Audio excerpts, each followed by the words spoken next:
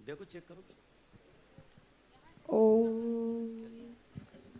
चलिए आज तत्वार सूत्र का मंगलाचरण कर लेते हैं। पेज नंबर 19 निकाल लीजिए।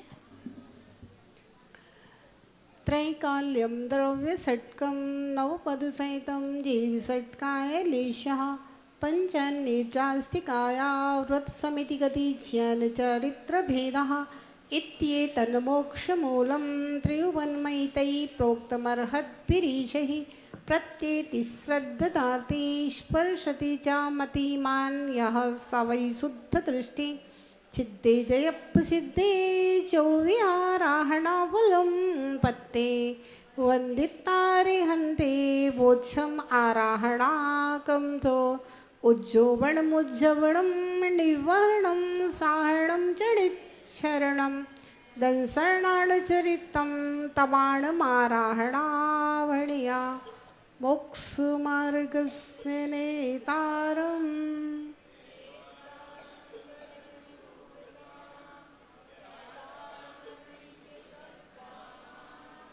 वंदे तद्गुणलब्धे। जय बोले अनंतानंद पंचपरमेष्ठी भगवान ने की जय हो। देवादिदेव एक से आदिनाथ भगवान ने की जय हो। देवादिदेव एक से चिंतामणि पार्श्वनाथ भगवान ने की जय हो। अंतिम तीर्थेश वर्तमान शशनायक भगवान महावीर स्वामी की जय हो। परम पूज्य गणाचार्य गुरुदेव जी 108 विराग सागर जी महाराज जी की जय हो। परम पूज्य श्रमणाचार्य गुरुदेव जी 108 विशुद्ध सागर जी महाराज जी की जय हो। परम पूज्य आचार्य गुरुदेव जी 108 उमा स्वामी महाराज जी की जय हो। तत्वार्थ सूत्र महाग्रंथ की जय हो। बोले परम पूज्य गणेश रमणी हरिका रत्न 105 विभा श्री माता जी की हरिका संघ की जय। वंदन पाठ करेंगे 6वें अध्याय का।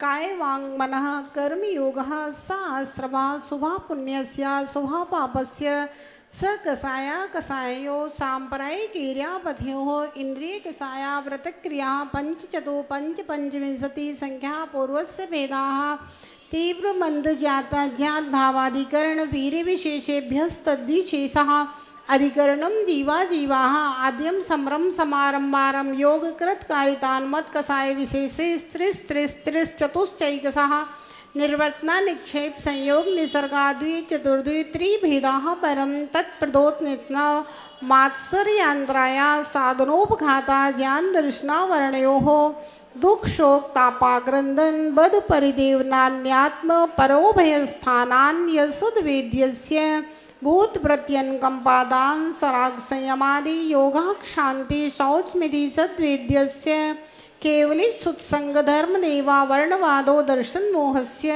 कसायो दया तीव्र परिणामस चारित्र मोहस्य बहु आरंभ परिग्रहत्वं नारकस्यायुषः माया तैर्यज्ञोनस्य अल्पारंभ परिग्रहत्वं मानसस्य स्वभाव आरोम च निशील व्रततत्वं च सर्वेषां सराग संयम संयमा संयमा काम निर्जरा बाल तपांसी देवस्य सम्यक्त्वं च योग वक्रता विसंवादनं च शुभस्य नाम्नः तद्विपरीतं शुभस्य दर्शन विशुद्धि विनय संपन्नता शील व्रतेषु नति चारो वीक्षण ज्ञानोपयोग संवेगौ शक्ति तस्त्याग तपसी साधु समाधिर वैयावृत्तिकरणमर्हदाचार बहुसुत प्रवचन भक्तिरावसका पर्याणेर मार्ग प्रभावना प्रवचन वत्सलत्वमिति तीर्थकरत्वस्य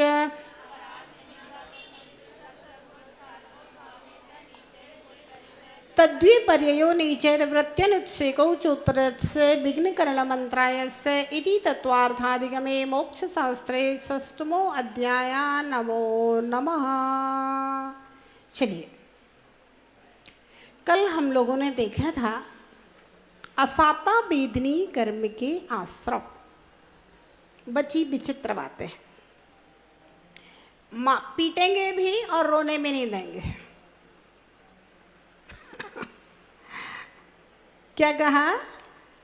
मारेंगे भी और अशोक भैया रोने भी नहीं देंगे। असाता वेदनी कर्म उदय में आएगा तो दुख शोक तापाक्रंदन सब कुछ होगा, और लेकिन अगर आप दुख शोक तापाक्रंदन करेंगे तो फिर दोबारा फिर कर्म मंद होएगा, फिर उससे और ज्यादा दुख शोक तापाक्रंदन मिलेगा। इसलिए नीति ये है, पीटेंगे भी और रोने भी नहीं देंगे। नरेंद्र भैया क्या उपाय है? पाप का उदय आने पर पुरुषार्थ करना कठिन होता है। विनयश्री माता जी, पाप का उदय आने पर पुरुषार्थ करना कठिन होता है, लेकिन जो लोग पुण्य के उदय में सोते रहेंगे तो वे पाप के उदय में जागते हैं, वो पुण्य के उदय में जागते नहीं हैं। क्या समझ में आया?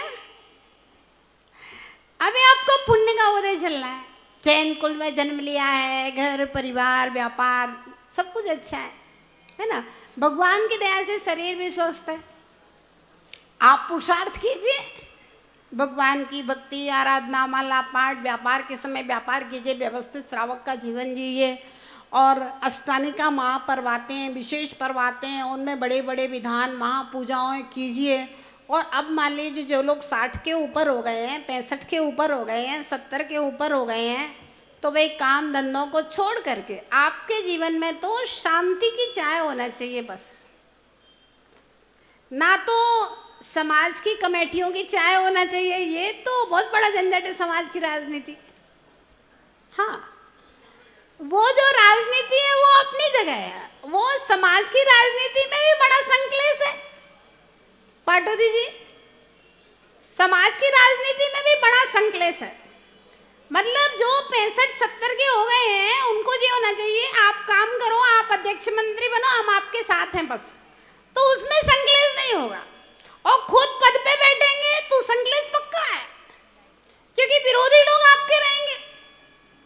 सहयोग करने वाले का कोई विरोधी नहीं होता है, और जो पद पे बैठा है वो कितना भी अच्छा काम करेगा, कितना भी पैसा खर्च करेगा, मेहनत करेगा, उसके बाद में भी आपके विरोधी, आपकी बुराई करने वाले लोग रहेंगे। तो बुराई करने वाले लोग रहेंगे, बातें कामों में आएंगी, तो संकलेश तो होना ही होना। तो इसलिए आपको भाई आप पदों पे बैठो, आप काम करो, हम आपके साथ हैं, तो अपना पुण्य भी होगा। भाई धर्म काम में अपन को पीछे नहीं रहना है, तो अपना पुण्य भी होएगा और अपन काम में भी लगे रहेंगे। ठीक है भैया, और मन दिमाग को शांति रहेगी, कोई आपका विरोध करने वाला व्यक्ति नहीं रहेगा, आप शांति में जिएंगे, है ना? और शरीर थक जाए तो भाई आप शांति से मंदिर आओ, शांति से जाओ। ये तीर्थों में घूमना घूमना सब बंद कर दो, बसों की यात्राएं बंद कर दो। कहीं तीर्थ में जाना है तो आप शांति से अपना गाड़ी करके या रिजर्वेशन कर जाओ, अपना शांति से 10-20 दिन अपना शांति से वहाँ रुको, फिर शांति से आप आ जाओ। अब ऐसा नहीं आज यहाँ कल वहाँ आप उन गाड़ियों में घूम रहे हो, वृद्ध हो, परेशान हो रहे हो, बैल गिर जाओ, पड़ जाओ, तो बैल हड्डी वड्डी फ्रैक्चर हो जाए तो मुश्किल हो जाए फिर दोबारा। मतलब आदमी को अपनी अवस्था के अनुसार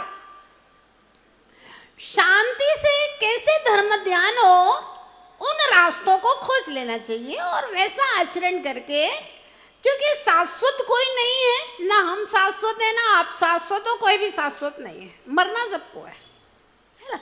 तो जितना अपना आयु कर्म बच रहा है उसमें हम कैसे कर्मों को काट सकते हैं, क्या कर सकते हैं पुण्य के उदय में और पुण्य संचय कर लें। आज एक बड़ी अच्छी बात पढ़ी हमने, उसमें भगवती आराधना का स्वाध्याय कर रहे थे सुबह सुबह, तो उसमें आया कि जिनेंद्र भगवान की प्रतिमा की आराधना से क्या होता है। तो 4 बातें लिखे उसमें, बड़ी अच्छी लगी मुझे। एक तो अशुभ कर्म का बंध नहीं होता, दूसरा शुभ कर्म का बंध होता है। 2 बातें, अशुभ कर्म का बंध रुका और शुभ कर्म का बंध हुआ, 2 काम हो गए। और 2 काम और होते हैं साथ में। जो पुराना शुभ कर्म का बंध है पहले का, उसका अनुभाग बढ़ जाता है, और पुराना अशुभ कर्म का बंध है उसका अनुभाग कम हो जाता है। एक बार अगर हम जाप कर रहे हैं, आराधना कर रहे हैं भगवान की, तो 4 काम एक साथ हो रहे हैं। नया शुभ कर्म बन रहा है और पुराना शुभ कर्म का अनुभाग बढ़ रहा है, पावरफुल हो रहा है, और नया अशुभ कर्म रुक गया और पुराने अशुभ कर्म के अनुभाग बंद, उसकी शक्ति छीन हो रही है। अब आपको क्या करना है? भगवान की आराधना करके जो तुम्हारा पुराना शुभ कर्म है उसको और पावरफुल करना है और नवीन शुभ कर्म बांधना है। और ऐसा करने से ही पुराना अशुभ कर्म है उसका पावर कम हो जाएगा, और उसका पावर कम हो जाएगा, वो उदय में आएगा, छोटा मोटा फल दे करके साइड से निकल जाएगा, आपके ऊपर उसका असर ही नहीं पड़ेगा। तो पुण्य के उदय में क्या करना है? हाँ, भगवान की आराधना करके, बढ़िया आराधना करके, भगवान की मस्ती के साथ टेंशन फ्री होकर के, नाम आम की फोटो की चाहे सबको एक किनारे कर दो। हाँ, भगवान की आराधना यानी कि भगवान की आराधना कर रहा हो ऐसी भावना रखो, बहुत विपुल कर्मों की निर्जरा होगी आपकी। ये नाम आम फोटो में कुछ भी नहीं रखा है ना? विपुल कर्मों की निर्जरा होगी आपकी, और आप अपने अशुभ कर्म को ऐसा छीन कर दीजिए कि दुख शोक तापाक्रंदन की स्थिति ही पैदा नहीं होगी आपकी। ऐसा कर लीजिए। हाँ, अशोक जी क्या पूछ रहे हैं?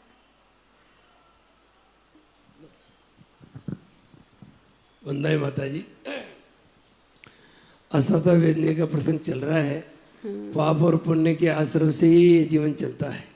हाँ। पर पुण्य का अधिक आश्रय हो तब इस जीव को पुनः पुण्य बंधने की जो मार्ग है उसमें रुचि तो लगती नहीं। हाँ, पुण्य के उदय में पुण्य बांधने में रुचि नहीं लगती।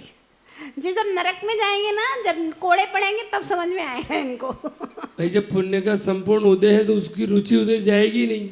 हाँ, वो भोगों में लगेगी, पैसा ज्यादा बढ़ जाता है, फिर आदमी पाप में लगता है। तो असता कर्म का जो उदय है, हाँ। वैसे तो वो इस जीव के लिए लाभकारी है। हाँ। क्योंकि असता के उदय में जो पीड़ा होती है, और पीड़ा होने के बाद ही ये जीव कुछ सोचने के लिए आतुर होता है। हाँ। कभी किन कर्मों के उदय से मेरे ये उदय आ रहा है।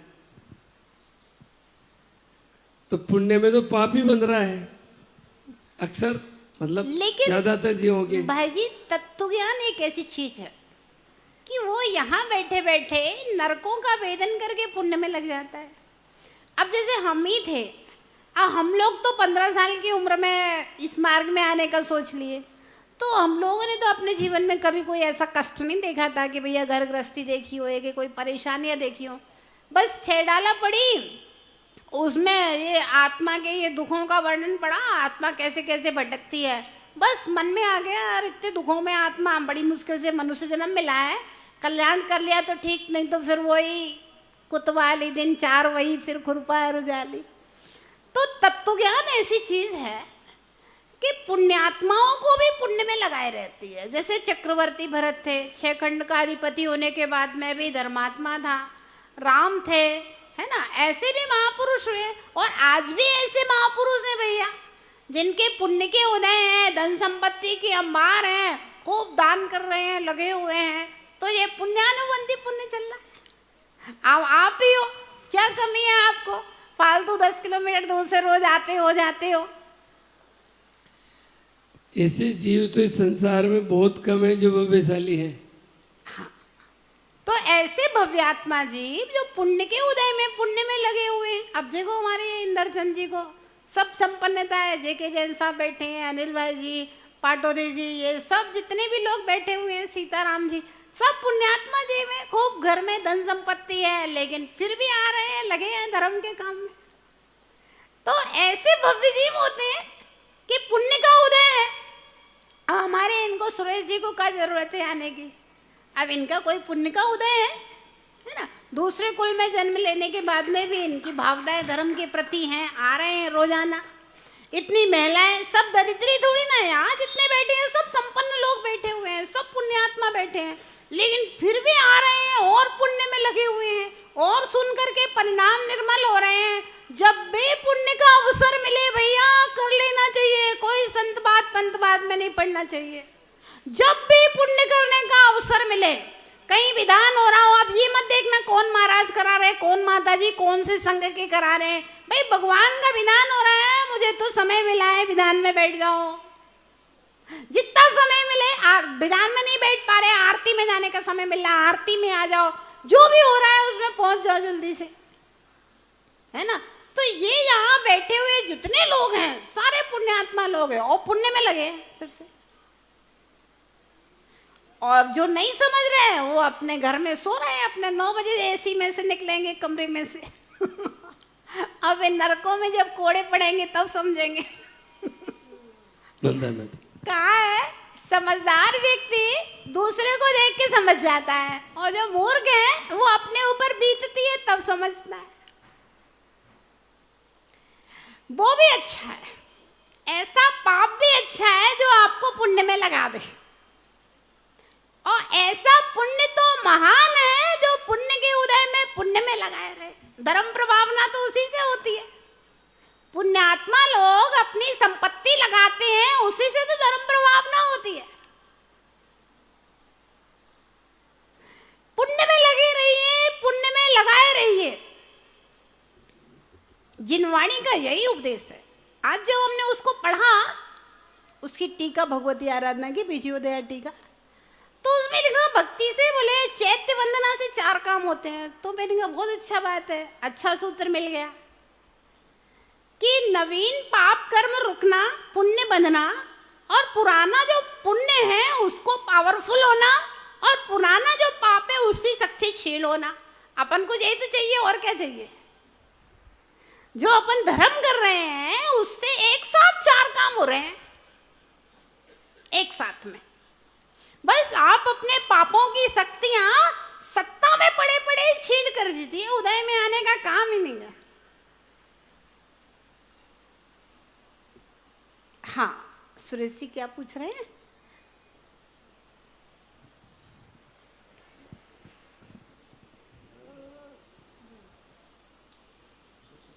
अब जो बचे हुए हैं ना, पर्यूषण के पास के बाद के जो श्रोता होते हैं ना, ये पक्के श्रोता होते हैं।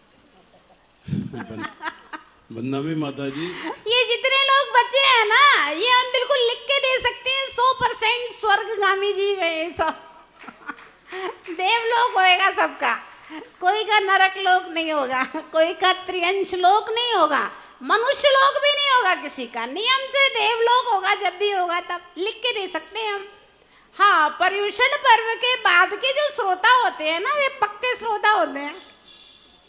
हाँ वंदना माता जी, पुण्य भी तो सोने की बेड़ी है और पाप लोहे की बेड़ी है। सुरेश जी आपका कहना बिल्कुल ठीक है, पुण्य सोने की बेड़ी है और पाप लोहे की बेड़ी है, लेकिन सोने की बेड़ी से ही शुक्ल ध्यान होता है, लोहे की बेड़ी में कभी शुक्ल ध्यान नहीं होगा।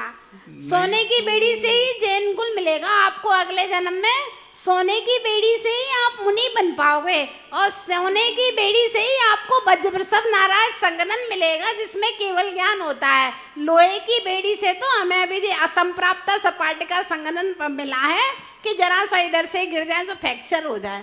हमें तो वो संगनन चाहिए कि हनुमान जी आसमान से गिरे थे और पत्थर की शिला चूर चूर हो गई थी, उसी संगनन से केवल ज्ञान होगा। लोहे की बेड़ी से कभी केवल ज्ञान नहीं होता, सोने की बेड़ी से ही केवल ज्ञान होता है। और पुण्य फला अरहंता, अरहंत पद में भी पुण्य ही फलीभूत हो रहा है। शुद्धोपयोग की स्थिति में कहा गया है, जब अपन मुनि बन करके शुद्धोपयोग में जाएंगे, अब हमें पूजा पाठ नहीं करना है, अब मुझे आत्मा की शुद्ध दशा का अनुभव करना है। नहीं तो ये भी तो एक कैद है ना, कैद में क्यों चले? स्वतंत्रता तो अकर्ता भाव में है ना। ऐसा है भाई साहब कि निश्चित स्वतंत्रता अकर्ता भाव में है, लेकिन कर्मों के ऐसे बंधन हैं कि आप स्वतंत्र नहीं हो सकते हैं, और जब तक आप स्वतंत्र नहीं हो सकते हैं तो नरकों की अपेक्षा से स्वर्ग अच्छा है। नरकों की बरम व्रतैर पदम देवम नाव्रतैर्वतवत नाम छाया तपस्ती और वदा प्रतिपालयतोर महान। अगर मित्र का इंतजार ही करना है तो भैया सड़क पे घाम में खड़े होके क्यों कर रहा है, यहाँ बैठ कर के कर ले, आ रहा है मित्र। मोक्ष का इंतजार करना है तो घाम में खड़े होके नहीं करना है, मोक्ष का इंतजार छाया में खड़े होके करना है। इतनी सी तो बात है। एक और बात पढ़ी थी मैंने कल। हाँ बता दो। भक्ति एक जीवन दर्शन है, इसका क्या अर्थ है? ये बात हमारे यहाँ नहीं कही गई है, किसी महापुरुष ने कही है। अब जिस महापुरुष ने कही है उससे पूछना जाके। अब पूछने का मौका तो आपसे ही मिल रहा है ना, तो वहीं पूछेंगे जहाँ पढ़ेंगे कहीं भी, लेकिन ऐसा पूछेंगे है? कहीं। इस बात को हम कथनचित कह सकते हैं, भक्ति एक जीवन दर्शन है। भक्ति की परिभाषा आगम में जहाँ भी लिखी है, गुणानुरागो भक्ति, भाव विशुद्धि गुणानुरागो भक्ति, भाव विशुद्धि पूर्वक गुणों का अनुराग करना भक्ति है। और जब हम अरहंत के जीवन को देखते हैं, अरहंत के गुणों को जानते हैं, तो उनके गुणों से अनुराग होता है, उसको भक्ति कहते हैं। तो भक्ति को हम इस अपेक्षा से, गुणानुराग की अपेक्षा से जीवन दर्शन कह सकते हैं। बदनामी बदनामी। चलिए अब हम लोग आगे चलेंगे। अगला सूत्र, असाता वेदनी कर्म के आश्रव के कारण पढ़ लिए हैं। अब हम लोग पढ़ेंगे साता वेदनी कर्म के आश्रव के कारण।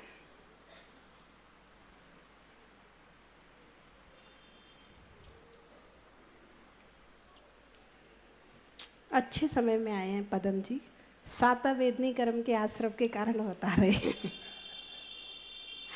असाता वेदनी का समय निकल गया।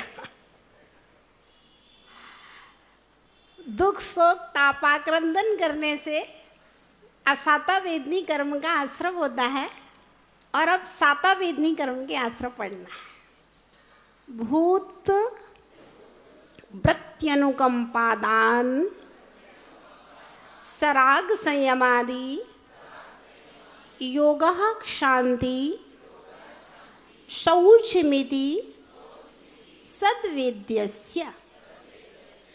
पढ़िए सूत्र।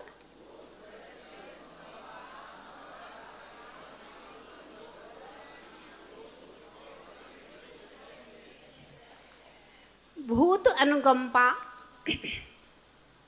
व्रति अनुकंपा, दान सराग संयम आदि, योग पूर्वक शांति पूर्वक शौच पूर्वक करना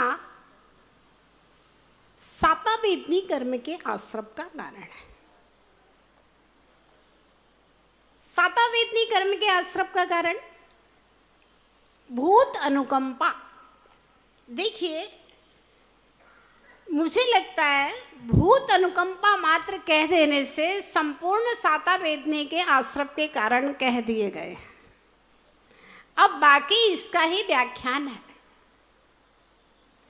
भूत का तात्पर्य है संसार के प्राणी, जितनी भी प्राणी हैं, निगोदिया जीव से लेकर के, निगोदिया जीव पृथ्वी जल अग्नि वायु वनस्पति, 2 इंद्रिय 3 इंद्रिय चतुर्ंद्रिय संगी असंगी पंचेंद्रिय त्रियंश, देव नारकी मनुष्य, सारे जीव भूत में आ जाते हैं। भूत अनुकंपा संसारी प्राणियों के प्रति अनुकंपा का भाव। अनुकंपा किसे कहते हैं? अनुग्रह की भावना से दयार्द चित्त वाले दूसरे की पीड़ा को अपनी मानने का जो भाव है वह अनुकंपा है। उसे दूर करने का भाव है, वह भी अनुकंपा है।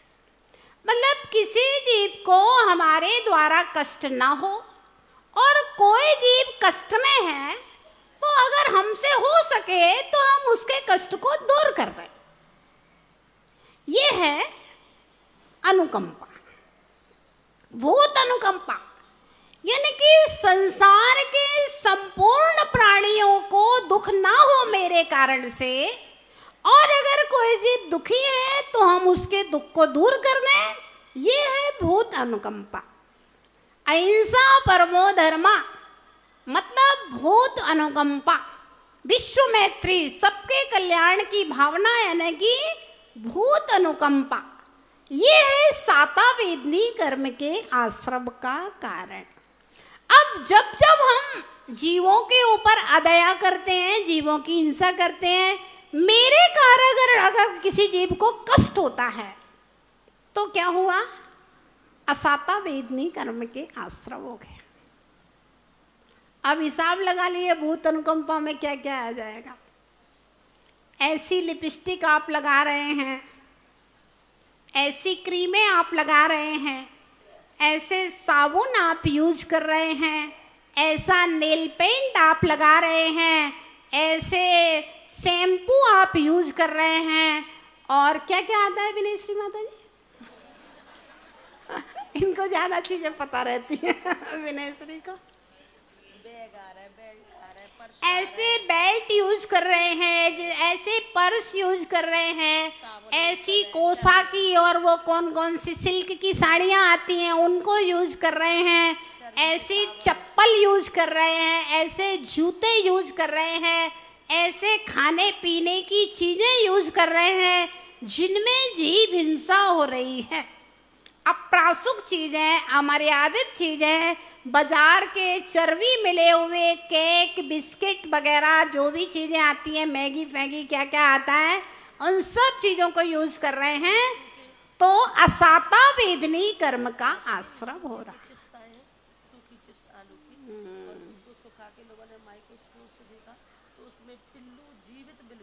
हाँ, विनेश्री बता रही है कि सूखी जो आलू की चिप्स बाजार में आ रही हैं, उनको सुखा के, केले की, आलू की, उनको जो माइक्रोस्कोप से देखा तो उन चिप्सों के ऊपर पिल्लू किलबिला रहे हैं, जीवित पिल्लू किलबिला रहे हैं, है ना। तो रसना इंद्रिय के वशीभूत होकर के हम जितनी भी बाजार की चीजें उल्टी पुल्टी खाते हैं, उन सब से असाता वेदनी, क्योंकि भूत अनुकंपा अपनी नष्ट हो रही है।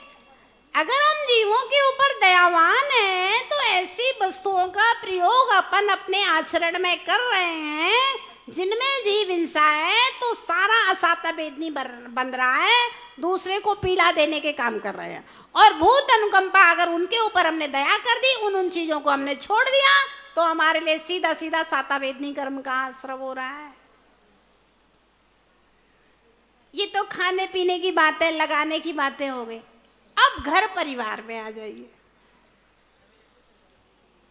बहू अगर सास को 10 बातें रोज सुनाए, सवेरे से समय पे सो करके ना उठे, घर का काम ना करे, तो भैया भूत अनुकंपा तेरी कहाँ गई? सास के ऊपर दया करना, क्या सास भूत नहीं है?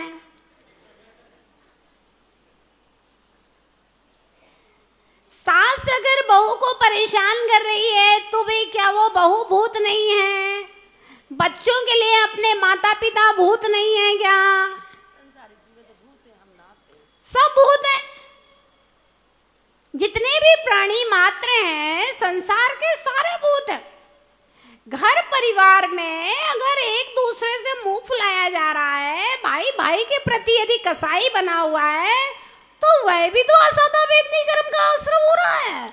आपके घर से ही असाता वेदनी कर्म का आश्रम शुरू हो रहा है, दुख शोक तापा क्रंदन।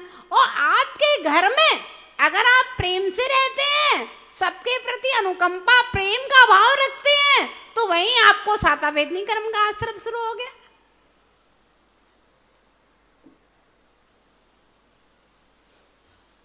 पीड़ा रूप परिणाम असाता वेदनी, और शांति और अनुकंपा रूप परिणाम साता वेदनी। पूरा तत्वार्थ सूत्र का सार तो मात्र 2 शब्दों में समाया हुआ है।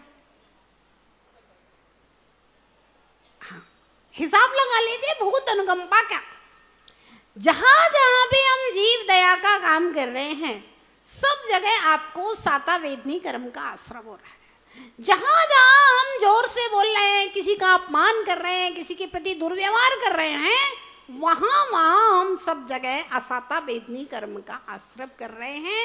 ये भूत अनुकंपा में आचार्य महाराज ने पूरा दया करुणा, गरीबों के लिए सहयोग कर देना, सब चीज भूत अनुकंपा के अंतर्गत आ गई। साता वेदनी कर्म। अब हिसाब आप लगाते रहिए, आप अपने मन को पवित्र बना लीजिए, मन को अच्छा बना लीजिए, बस भूत अनुकंपा आपके लिए तो साता पहननी मानो, साता पहनने की जरूरत क्या है? क्यों हम किसी का बुरा सोचे? अरे भैया आप ऐसे साबुन से भी तो नहा सकते हो ना जिसमें चर्बी वगैरह नहीं हो। ऐसा भोजन हम कर सकते हैं जो थोड़ा सा शुद्ध भोजन हो। पानी को हम छान के भी तो प्रयोग कर सकते हैं। इतने जीव बेचारे मर रहे हैं, थोड़े से हमारे हाथ पांव चल जाएंगे। वैसे तो पूरा एक्सरसाइज करेंगे हाथों को चलाने के लिए, भैया पानी उठा उठा के छान लो तो वही एक्सरसाइज हो जाएगी। छन्ने को अच्छा पकड़ के निचोड़ दो।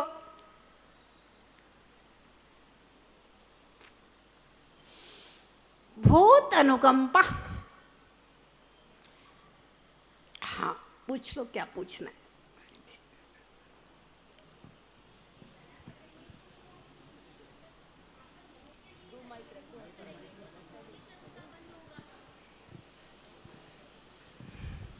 वंदामी माता जी, आप कह रहे हो किसी भी जीव के प्रति दया करना, तो हम अगर दया करेंगे तो वो मोह के कारण करेंगे, तो फिर मोहनीय कर्म का बंध भी तो होगा साथ में। बहुत अच्छा सवाल है ना।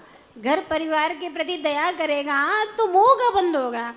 एक नीति है, एक बात पता है, जिस स्त्री के अपने बच्चे नहीं होते वो कभी दूसरे बच्चे को भी ढंग से खाना नहीं खिला सकती। बांझ स्त्री दूसरे के बच्चे के साथ नहीं रह सकती, उसको प्रेम नहीं कर सकती, क्योंकि जो अपने बच्चे को संवेदनाएं हैं तो उसके अंदर हो सकता है दूसरे के प्रति भी संवेदना आ जाए। जिसको अपने के प्रति संवेदना नहीं है भैया, उसकी दूसरे के प्रति कहाँ संवेदना आ सकती है? जो अपने माता पिता को ही ढंग से नहीं रख सकता है, प्रेम से नहीं रख सकता है, वह दूसरों के ऊपर क्या दया करेगा, क्या करुणा करेगा? जो अपनी पत्नी को रोज पीटता है वो किसी दूसरी स्त्री के प्रति क्या दया करेगा? जो अपने बच्चे का ही हत्यारा है, ऐसा पिता जो अपने पिता का हत्यारा है, ऐसा पुत्र क्या किसी दूसरे पुरुष के ऊपर, किसी दूसरे बच्चे के ऊपर दया करेगा? तो शुरुआत तो घर से ही हो जाती है। घर में अगर हम सबके प्रति प्रेम पूर्वक व्यवहार कर रहे हैं तो वहां भी सदा वेदनी कर्म बन रहा है। और अगर दूसरों जब हम घर से करेंगे, मोह के बसीभूत होकर करेंगे, तो हम फिर धर्म पढ़ेंगे तो हम दूसरों के ऊपर भी करेंगे। और जो इतना निर्दयी है, अपने परिवार में ही प्रेम से नहीं रह पा रहा है, कलह करता है, रोज रोज लड़ाई झगड़ा, कहाँ वो दूसरे के प्रति प्रेम पूर्ण हो सकता है? बिल्कुल नहीं हो सकता। फिर मोहनीय कर्म का बंद होगा माता जी वहाँ पे। बहुत अच्छी बात है, मोहिनी कर्म का बंद होगा। लेकिन अगर घर परिवार में अगर क्रूरता का व्यवहार कर रहा है तो फिर सीधा नरक का बंद होगा। कसायो दया तीव्र परिणामस्य, वो फिर सीधा नारकी होगा, है ना। और जब आप परिवार के प्रति, हाँ मोहिनी कर्म का बंद होगा, निश्चित होगा, है ना, लेकिन वो बंद भी मंद होगा, ध्यान रखना। अगर आप धर्म पूर्वक घर परिवार के प्रति प्रेम पूर्वक रहते हैं तभी तो आप मंदिर में प्रेम पूर्वक भगवान की पूजा कर पाओगे। नहीं तो घर से लड़ के आओगे, यहाँ बगल में जो पूजा करने वाला बैठा है उससे लड़ोगे, स्वभाव कहाँ जाएगा? स्वभाव कहाँ जाएगा? घर में पट्टी नहीं है, यहाँ कमेटी में शामिल हो जाएगा, यहाँ हर मीटिंग में आतंक मचाएगा। एक नेचर व्यक्ति का होता है, तो नेचर जो घर में होता है वही बाहर में नेचर बनता है इंसान का। सिग्नेचर और नेचर ये कभी बदलते नहीं है इंसान के, हर समय वही रहता है। हाँ, स्वार्थ के कारण से थोड़ी देर के लिए हो सकता है, लेकिन फिर स्वार्थ पूरा होने के बाद में फिर वो अपनी औकात पर आ जाएगा, अपने स्वभाव पर आ जाएगा, है ना। तो सब चीज घर से ही शुरू होती है। अगर आदमी घर में प्रेम पूर्ण रूप से रह सकता है तो वह कुटुंब में भी प्रेम पूर्ण रूप से रहेगा, पड़ोसी के साथ में भी अच्छा व्यवहार करेगा, समाज के साथ में भी अच्छा व्यवहार करेगा। ऐसे ही लोग देश और राष्ट्र के लिए उपयोगी होते हैं। और जो घर में इतने महत्वाकांक्षी होते हैं, अपने स्वार्थ के लिए किसी को कुछ समझते ही नहीं है, ऐसे लोग बाहर भी अपने स्वार्थ पूर्ति ही करेंगे, वो किसी को कुछ नहीं समझते हैं ऐसे लोग। हाँ, नैतिकता नहीं है उसके अंदर, धार्मिकता कहाँ से आएगी?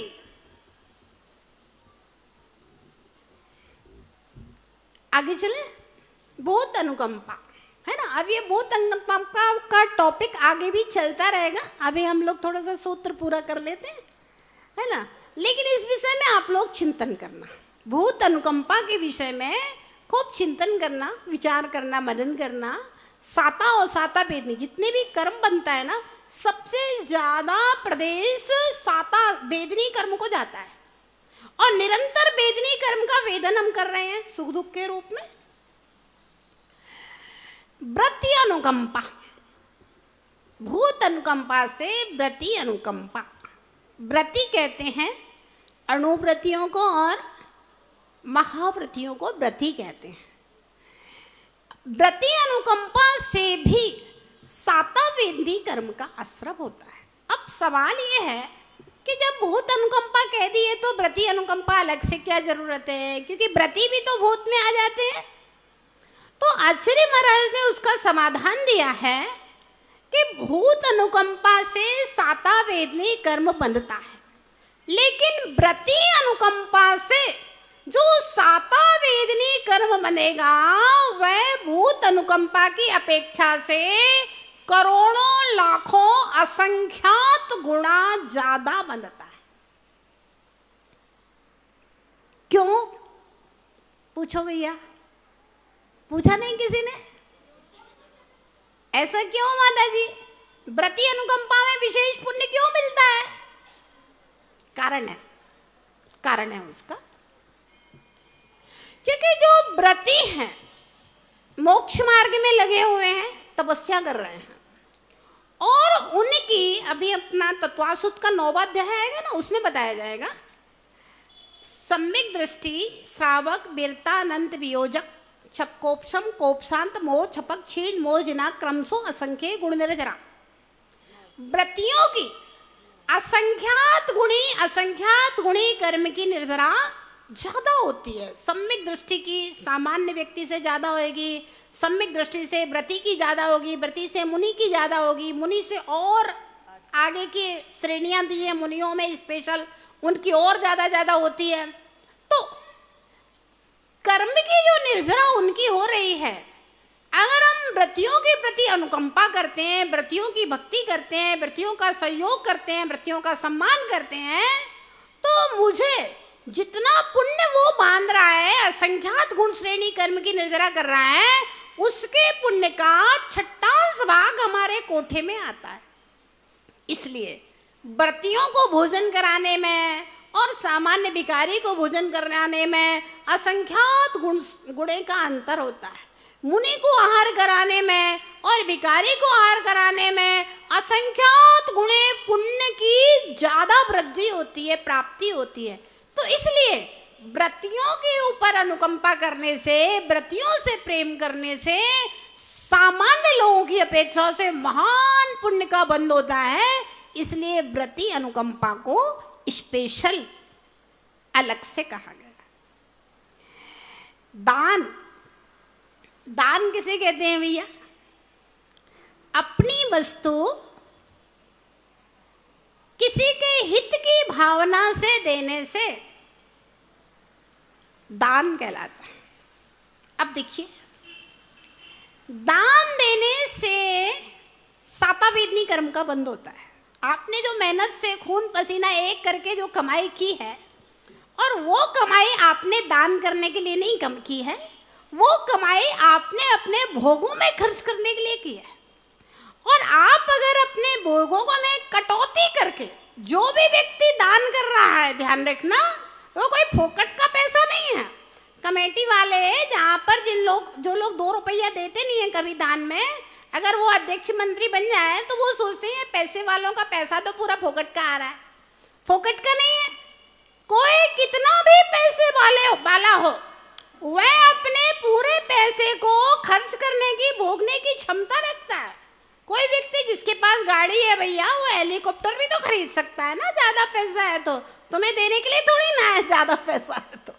किसी के पास ज्यादा धन संपत्ति एक छोटे से घर में रहता है, वह बढ़िया राजाओं जैसा महल भी तो बना सकता है, लेकिन नहीं, एक छोटे से घर में रहना है, दान की भावना है, दान कर रहा है। फोकट का पैसा किसी का नहीं है। जो दान दे रहा है वो अपने भोगों में कटौती करके, अपने परिवार के खर्चे में कटौती करके, है ना, धर्म की प्रभावना के लिए, साधना की व्यवस्था के लिए, मंदिर के साधनों के लिए दे रहा है, तो उसके लिए सातावेदनी कर्म का आश्रय हो रहा है।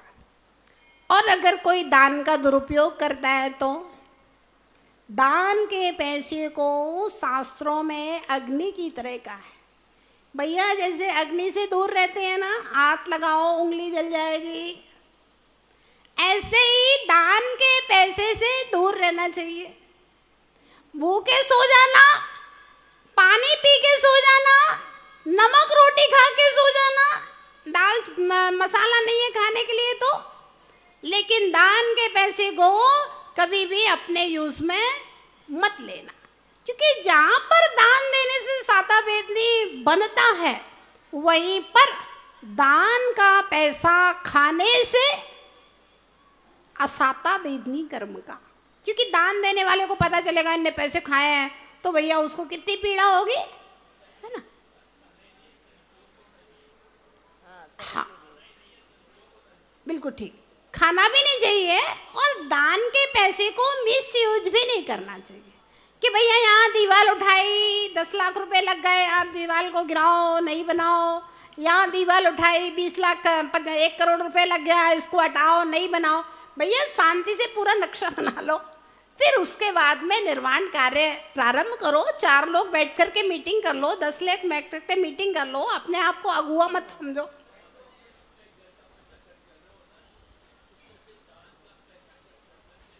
हाँ पाटोदी जी को बहुत अनुभव है, अभी कितने साल तक समाज के अध्यक्ष रहे हैं, कह रहे हैं जैसे घर का पैसा खर्च करते हैं उससे भी ज्यादा कंजूसी से दान का पैसा सदुपयोग करना चाहिए। कंजूसी नहीं करना चाहिए, सदुपयोग करना चाहिए, मिसयूज नहीं करना चाहिए, है।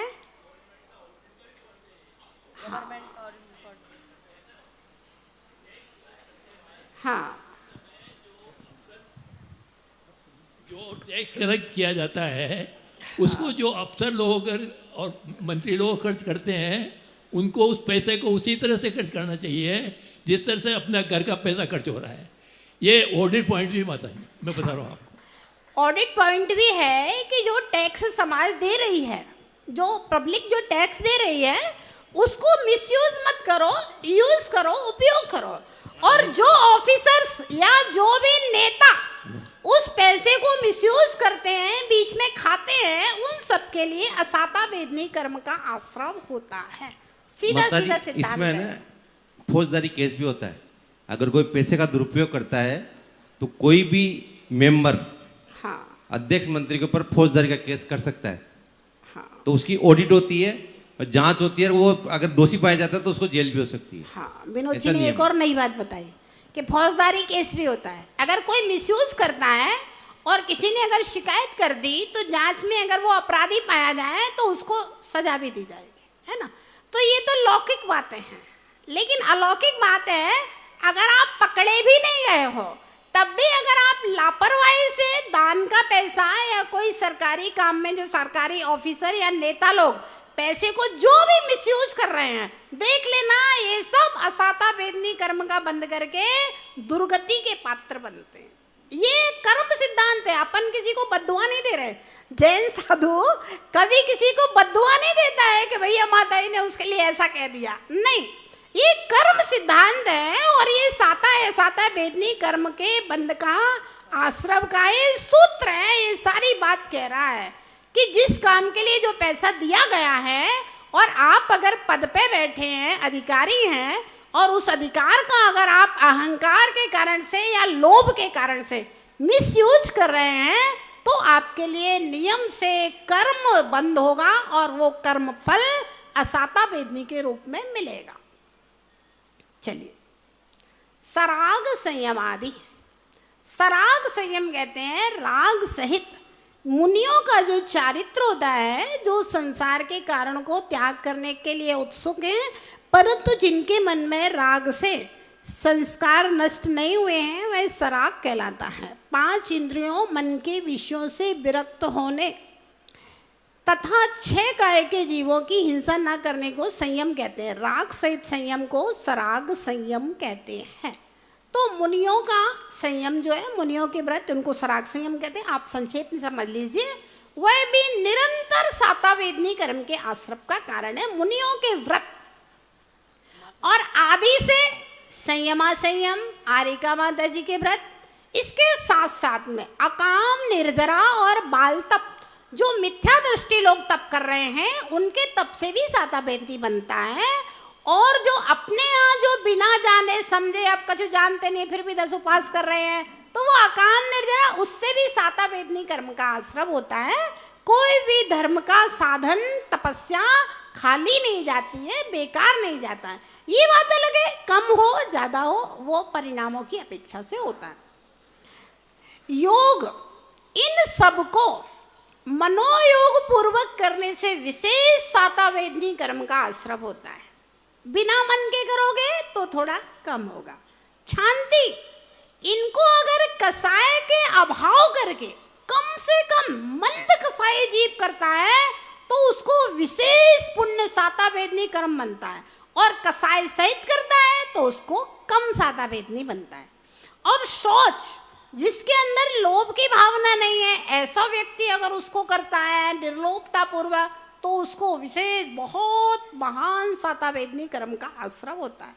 तो इस प्रकार से इनको भूत अनुकंपा, व्रति अनुकंपा, दान, सराग संयम, संयमा संयम, अकाम निर्जरा, बाल तप, इनको अगर मनोयोग पूर्वक, कषायों की उपशम पूर्वक, मंदता पूर्वक और लोभ को छोड़ करके किया जाता है तो बहुत शांति से सातावेदनी कर्म का आश्रम होता है।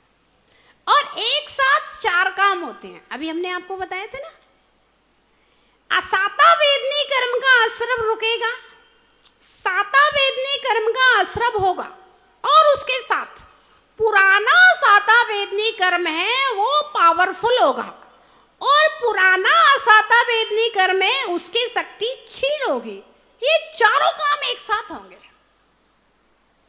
अब विवेक आपका है, जम रुचि तम कुज्जा, जो रुचे सो करो। हाँ, अपने दैनिक जीवन में इन सब चीजों को, साता असाता कर्म को समझना बहुत जरूरी है। अब आपको समझ में आ गया मेरा फायदा काय में है। अगर आपसे कोई 4 बात कह दे, आप बिल्कुल दुखी मत होइए, सोचिए कि मेरे पाप कर्म का उदय है, इसने कह दिया, चलो मेरा एक कर्म कट गया, और मैं प्रसन्नता से इससे बात कर लेता हूँ, और उससे चाय की और पानी की पूछ लो। अगर आपका पति गुस्से में 4 बातें कह दे, तब भी आप उससे प्रेम से उनका काम कर दो, और बढ़िया हलवा बना करके बादाम का खिला दो, प्रसन्न हो जाएंगे। उसके बाद धीरे धीरे तुम्हारा असाता साता में बदल जाएगा। क्या दिक्कत है? कोई यदि अपने से कुछ बुरा कहता है, अपन फिर भी उसका अच्छा कर दो, क्योंकि उसने तो बुरा कह के असाता का बंद किया, लेकिन मेरा असाता कट गया है, और अब हम साता बांधना चाहते हैं, तो हम उससे द्वेष नहीं करेंगे, हम उससे प्रेम कर लेंगे, तो हमारा साता हो गया। बढ़िया है। आपको फायदा चाहिए कि नुकसान चाहिए?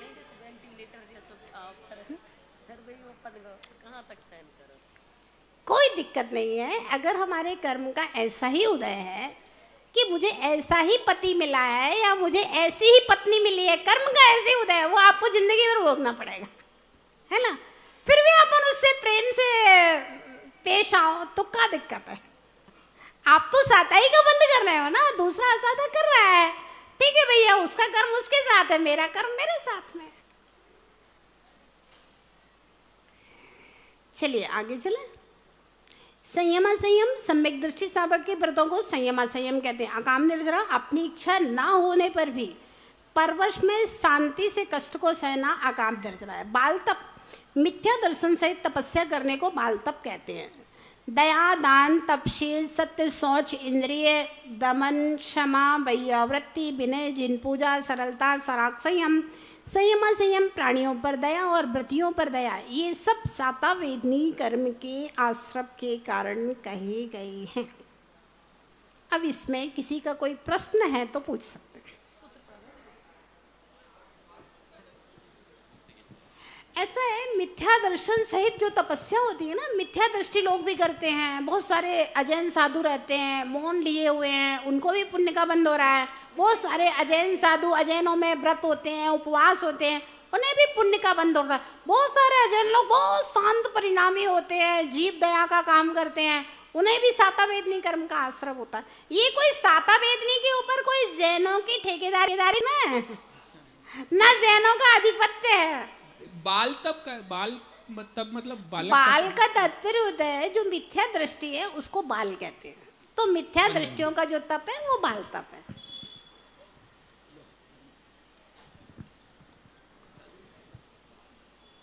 वंदामी माता जी, जैसे आपने बताया, लेकिन ये तो शायद 8वें या 9वें गुणस्थान में संक्रमण होता है। बंध सत्व उदय उपसम संक्रमण उदीर्णा उत्कर्षण अपकर्षण निरत निकाचित, ये 10 करण है माता जी बंधने के। तो वो वहाँ से 8वें 9वें गुणस्थान में बताया है। ऐसा नियम नहीं है भैया, आप फिर से पढ़ लेना कि मतलब संक्रमण वहाँ जाके होता है। नहीं, ऐसा नियम नहीं, आप फिर से पढ़ना, फिर हमारे पास दोपहर में आ जाना 4 बजे, फिर बताना। वो तो मैंने बहुत पहले पढ़ा था, अब मेरे को यही पता नहीं है कहाँ पढ़ा था। नया आज सुबह ही पढ़ा है, हमने आज सुबह ही पढ़ा है भगवती आराधना में, हम आपको खोल के बता देंगे। ठीक है, वंदामी माता जी। वो जो आप बता रहे हैं ना 8वें 9वें गुणस्थान की व्यवस्था, वो अलग है। उसका वर्णन उसमें लब्धिसार और छपड़ासार में बहुत अच्छे से आया है, उसको हमने पढ़ा है। वो अलग व्यवस्था है, ये अलग व्यवस्था है। ये संसारी के लिए है, सामान्य। हाँ, सबके लिए। वो मोक्षगामी के लिए है। हाँ, वो मोक्षगामी के लिए। ठीक है, वंदामी माता जी। हाँ, हेमंत भैया क्या पूछ रहे हैं? आपने जो पढ़ी ना, मैं भी उसका स्वाध्याय कर रहा हूँ। गाथा नंबर कितना है? गाथा नंबर मुझे अभी याद नहीं है, हम आपको देख के कल बता देंगे। 38 के बाद लगभग 40 के आसपास गाथा नंबर हो, हम आपको बता देंगे। गाथा है, हम आपको गाथा बता देते हैं। भक्ति पूजा वर्ण जनन, ये गाथा है शुरू में, वो आप निकाल लेना। 40 के आसपास हो गई कोई। वंदामी माता जी, नेचर और सिग्नेचर आपने अभी कहा कि नेचर और सिग्नेचर नहीं बदलता। ये सामान्य परिभाषा है, इसके अपवाद भी 2-4 हो सकते हैं, क्योंकि बात जो कही जाती है ना वो बहुतायत की अपेक्षा से कही जाती है। स्वाध्याय और अच्छी हर संगति, वस्तु के अपवाद होते हैं। मेरा कहना है कि स्वाध्याय और अच्छी संगति से नेचर बदलता है और खुद को भी पता लगता है। हाँ। कल मैं क्या था और आज क्या हूँ ये खुद को नहीं पता लगता क्या? भैया, संसार में कितने करोड़ लोग हैं और कितने लोग स्वाध्याय से बदलते हैं बता दो? बदलते पूरे ही भारत की जनता जो है ना, वो कितने करोड़ जनता है और कितने लोग स्वाध्याय से बदलते हैं? तो 99% जो काम होता है ना उसको कहा जाता है, 1% अपवाद है। सिर्फ 1% ही है। हाँ, 1% बहुत ज्यादा कह रहे हैं। 0.9991% कहें तो ठीक रहेगा। हाँ, 35,000 जैन समाज में से कोटा में 35,000 जैन समाज हैं, उनमें से कितने लोग हैं अभी? 200-250 लोग इधर, 200-250 उधर, मान लो प्रज्ञा सागर जी क्या 500 लोग हैं, बाकी है ना। तो वो 1% भी हम ज्यादा कह रहे हैं। 0.001% लोग बदलते हैं, है ना। तो 99% की अपेक्षा से कहा जा रहा है नेचर और सिग्नेचर नहीं बदलता है। वंदामी माता जी।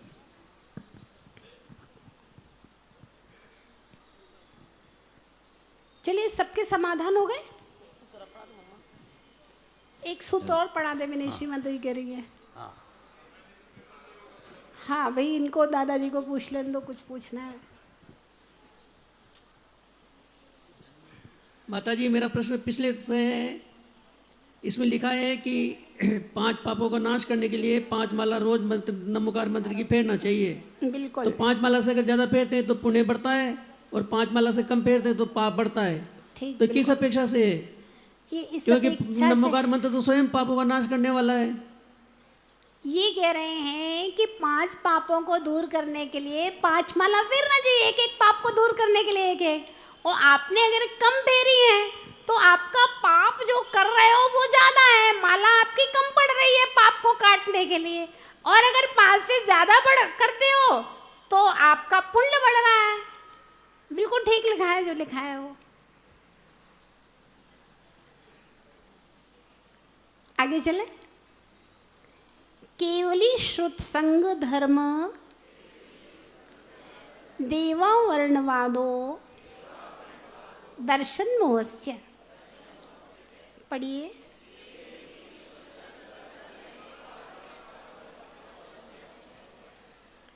केवली श्रुत संग धर्म देवों को झूठा दोष लगाने से दर्शन मोहिनी कर्म का आश्रव होता है। अवर्णवाद किसे कहते हैं? वर्ण शब्द का अर्थ होता है यश। ये विषय भी आज सुबह उसमें भगवती आराधना में ही निकला था। वर्ण जनन शब्द निकला था, उसके व्याख्यान में बताया था, उसकी टीका में।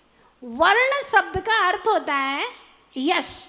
यद्यपि वर्ण शब्द के और भी अर्थ होते हैं। शब्द याना वर्ण होता है, वर्ण का अर्थ रंग भी होता है, और भी वर्ण के कई अर्थ होते हैं। लेकिन यहाँ पर जो वर्ण शब्द का अर्थ निकाला है वो यश निकाला है। अवर्ण वाद, अयश का प्रचार प्रसार करना, अवर्णवाद। तो जिसमें जो दोष नहीं है उसके बाद में भी उस विषय में उसको कह करके प्रचार प्रसार करना, इसको कहते हैं अवर्णवाद। केवली भगवान का अवर्णवाद करना, आगे इसको ही पढ़ लेते हैं। अंतरंग के कालुष्य के कारण असद्भूत मलों का उद्भावन करना अवर्णवाद है।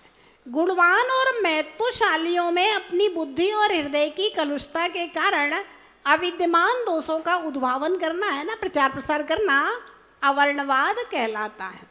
ध्यान रखना। पत्थर उसी वृक्ष को मारे जाते हैं जिसमें फल लगे होते हैं। तो निंदा भी कभी सप्तव्यसनी की निंदा नहीं होती, वो तो वैसे ही निंदनीय है, उसी का निंदा करना है। जिसका नाम ज्यादा हो रहा है, जिसको हर जगह माला पहनाई जाती है, तिलक लिया जाता है, जिसकी प्रशंसा की जाती है, उसमें लोग दोष निकालते हैं, उसकी गलतियां निकालते हैं। जैसे कहते हैं सफेद चादर में छोटा सा भी दाग होगा ना तो वो दिखाई देगा।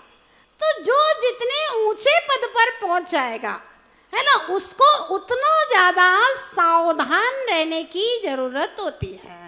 अन्यथा जितनी ज्यादा किसी ने प्रशंसा की, अरे वो तो ऐसे ऐसे ना, अरे तुम नहीं जानते उनके बारे में, वो तो ऐसे है, एक छोटी सी भी बात होगी तो वो वहीं की वहीं कर देगा। तो जो महत्वशाली लोग हैं उनके प्रति भी हृदय की कलुषता के कारण से, अपने अंदर उनके प्रति ईर्षा भाव है, द्वेष भाव है, इस कारण से उनका अवर्णवाद होता है, उनकी निंदा की जाती है। उससे दर्शन मोहिनी कर्म का आश्रम होता है। अरहंत सिद्ध चैत्य तप गुरु श्रुत धर्म और मुनि आर्य का श्रावक श्राविका रूप चतुर्विध संघ के प्रतिकूल आचरण करने से जीव उस दर्शन मोहिनी कर्म का बंध करता है, जिससे कि वह अनंत काल तक संसार में परिभ्रमण करता है। मोक्ष मार्ग को दूषित ठहराना, मिथ्या मोक्ष मार्ग का उपदेश देना दर्शन मोह का कारण है। बीतरा केवली प्रभु के द्वारा उपदिष्ट स्वैराचार विरोधी सन्मार्ग का विरोध करके धर्माचरण की आड़ में वासना की पूर्ति में सहायक मिथ्या मार्ग का उपदेश देते हैं। उन लोगों का संसार भ्रमण बढ़ता ही है, कारण कि वे जीव निश्चय से दर्शन मोहिनी कर्म का बंध करते हैं।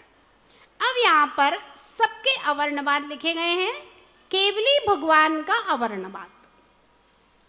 केवली 4 घातीय कर्म नष्ट हो गए हैं, केवल ज्ञान की प्राप्ति हो गई है, वे केवली हैं। केवली को दोष लगाना, केवली अवर्णवाद है। केवली भगवान 18 दोषों से रहित होते हैं। क्षुधा, पिपासा, बुढ़ापा, रोग, जन्म, मरण, भय, इसमय, घमंड, राग, द्वेष, मोह, निद्रा, चिंता आदि केवली में नहीं होते। लेकिन केवली के विषय में कहना, केवली कबलाहार करते हैं। कबलाहार मतलब दाल चावल रोटी सब्जी जैसे अपन खाते हैं ना, उसको कबलाहार कहते हैं। तुम्बी आदि का परिग्रह रखते हैं। केवली भगवान भी कमंडल वगैरह रखते हैं। केवली को रोग होते हैं, केवली पर उपसर्ग होते हैं। केवली कंबल आदि 10 उपकरण रखते हैं आदि। केवली भगवान का अवर्णवाद है। वीतरागता और सर्वज्ञपना अरहंत में नहीं है, क्योंकि जगत में संपूर्ण प्राणी राग, द्वेष और अज्ञान से घिरे हुए देखे जाते हैं। इन सब अरहंत भगवान के बारे में कहना, ये केवली अवर्णवाद, अरहंत अवर्णवाद, तीर्थंकर अवर्णवाद, सच्चे देव का अवर्णवाद इनको कहा जाता है। श्रुत अवर्णवाद बस करें, आज समय हो गया, आगे अपन कल पढ़ेंगे इस सूत्र को। नहीं, ये पूरा हो नहीं पाएगा, आराम से समझाएंगे, ये बहुत महत्वपूर्ण सूत्र है। दर्शन मोहिनी, हाँ 21 तारीख को पेपर हो जाएगा, तुम टेंशन मत लो। ये दर्शन मोहिनी और चारित्र मोहिनी कर्म है ना, ये बहुत महत्वपूर्ण है। इसको अपन कल आराम से बैठ करके समझेंगे। जय बोलिए माँ।